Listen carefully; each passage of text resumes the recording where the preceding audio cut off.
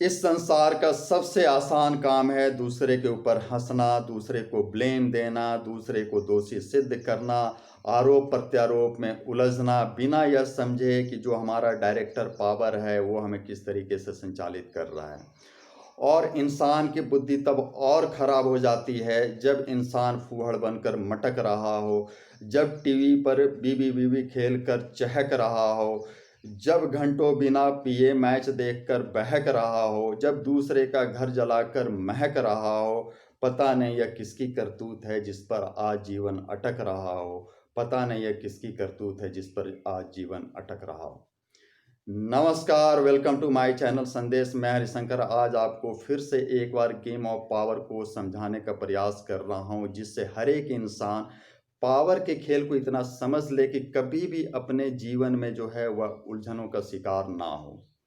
चूंकि हर इंसान जानता है कि हम लोग पावर से ही संचालित होते हैं, और यही कारण है कि जो सूक्ष्म शक्तियां हैं, जो पावर है, उसमें जो उल्टी शक्ति धारक होते हैं, जो शमशान मार्गी होते हैं, वाम मार्गी होते हैं, चूंकि वो उल्टी साधना करते हैं, अशुद्ध शक्तियों का संवाहक बनते हैं, अशुद्ध शक्तियां अर्जित करते हैं, अशुद्ध क्रियाओं के माध्यम से अर्जित करते हैं। उनके पूजन कर्म कांड में जो है अशुद्ध प्रसाद का भोग लगता है, मांस मदिरा वगैरह का चढ़ावा होता है। तो ऐसे लोग इसमें कुछ ज़्यादा ही एक्टिव होते हैं और कुछ क्रियाओं को सामान्य तौर पर करते रहते हैं, जिससे कि कोई परिवार बिखरता है, कोई इंसान तबाह होता है, बर्बाद होता है। ऐसे ही एक घटना हुई थी जिसे प्रत्यक्ष तौर पर मैंने समझा था, चूँकि उस समय महाकाली विद्यालय के पढ़ाई को मैं समझने का यत्न कर रहा था और धीरे-धीरे उसको प्रैक्टिकली समाज में संचालित होते देख रहा था। 2 इंसान एक ही समाज में थे, दोनों का आपस में उठना-बैठना, घुलना-मिलना सब कुछ था, लेकिन किसी कारणवश उनके बीच आपस में जो है नोक-झोंक हो गई, और इस नोक-झोंक का दुष्परिणाम ऐसा हुआ कि इस एक आदमी ने अपने दिल पर ले लिया और उसके बाद उसने शक्तियों का दुरुपयोग उसके ऊपर कर दिया। शक्तियाँ जब किसी के ऊपर प्रेषित होती है तो मारण, मोहन, वशीकरण, उच्चाटन, सम्मोहन जैसी बहुत सारी क्रियाएँ होती है, और इसी का दुष्परिणाम ऐसा हुआ कि एक भोली-भाली लड़की जो है, चरित्रवान लड़की जो है, कुछ समय बाद ही चरित्रहीन हो गई और पता चला कि वो जो है किसी के साथ भाग गई। अब समाज में चूँकि थू-थू होने लगा, और वो इंसान जो एक अच्छा साधु संत समाज का हिस्सा था, जिसे इस तरीके के किसी गंदे खेल का पता नहीं था, वो उस इंसान के पास भी उठना-बैठना कर रहा था, लेकिन यह नहीं समझ रहा था कि उस इंसान ने ही उसके साथ कुछ ऐसा कर दिया है, जिसका दुष्परिणाम अब वो झेलने को विवश है। बेइज्जती हो रही थी, धीरे-धीरे उसकी नज़रें नीची होने लगी, उठा हुआ छाती जो है नीचे हो गया। अब उसकी स्थिति ऐसी हो गई कि वो उसे ना जीते बन रहा था, ना मरते बन रहा था। अपने समाज के लोग क्या, कैसे वाले प्रश्न में उलझकर वो हमेशा तकलीफ़ झेल रहा था। मानसिक प्रताड़ना में ज़िंदगी जीता वो इंसान के ऊपर फिर से इसने और एक प्रयास कर दिया और उच्चाटन की एक क्रिया कर दी। उच्चाटन एक ऐसी क्रिया है जिसमें कि इंसान का उजड़ना तय होता है, और अगर शक्तियों के साथ युद्ध करने लायक वो नहीं बचा है तो वो उसका वहाँ से उस स्थान को छोड़ के जाना होता है। ऐसा बहुत सारा खेल आप लोग भी इस संसार में संचालित होते हुए देख रहे होंगे। वही हुआ, उस इंसान को इस स्थान को छोड़ के जाना पड़ गया। उसका पूरा परिवार जो है कई साल तक इस दुःख दंश से पीड़ित रहा।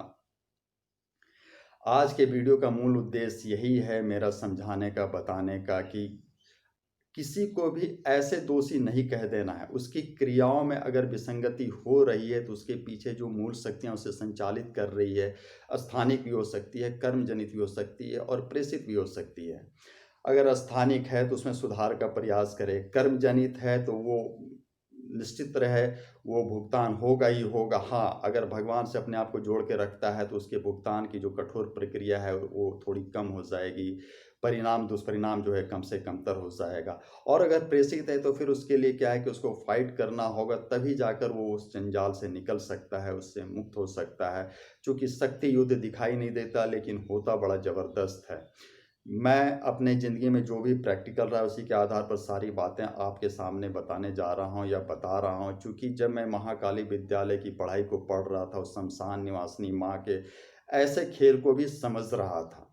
यही कारण है कि आज मैं जितनी बातें करीब 20 साल के अनुसंधान के बाद आज मैं जितनी बातें आपको आसानी से बता पा रहा हूँ, समझा पा रहा हूँ, यह समझने में लोगों के पास जो है पूरी ज़िंदगी निकल गई है और संसार ब्लाइंड गेम में उलझा हुआ संचालित हो रहा है, एक दूसरे से भिड़ रहा है।